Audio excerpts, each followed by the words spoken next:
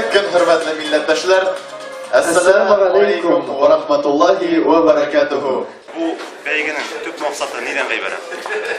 Tüp maksadı mine şuşu talantlı yaşlarını, tatar tilinde yazа turgan talantlı yaşlarını именно dini tematikaga, dini eserlerini şuşu fagılgan talantlı yazıcılarını barlау, аларны шулай менә табу һәм үзебезнең менә шушы менә булган бөек әдәбиятыбызны менә шушы менә дини катышма белән, чөнки безнең тарихыбызда билгеле булганча дини компонент ул әдәбиятта алар бик тыгыз бәйләнештә булганнар. Шуның өчен менә шушы менә үзебезнең традициябызны булдыру инде. Yıldan yıl bu icad yarışı үсә бара, киңәя бара. Hem indi bıyılgısı da elbette hanım ayrılıp dura.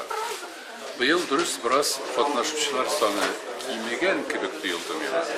Lakin sanatlilik derecesi şahtı kuterilgen.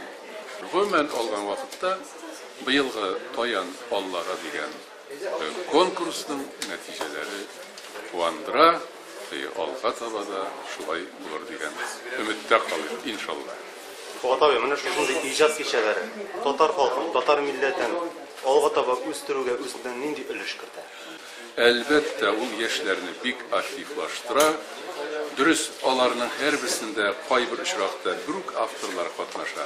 Lakin her bir konkursun öz avtorları da var. Şuna göre onların buluğu iskitkiş edebiyatı sanatımız üstüşünemeymişe alga taban. Zor ölüşün faydasını verir, onlarını toxtatmasqa kerak. Bugün imiş yerim iken güzel bahçada.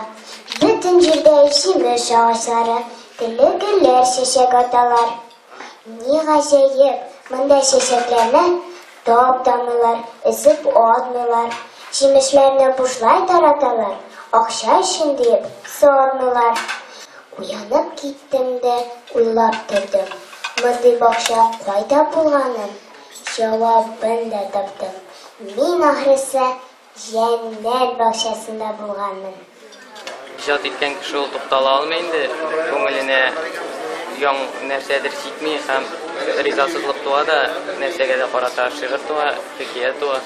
Mendidir problemani ochadi ham o'shaga kishiga yetkazadi keladi.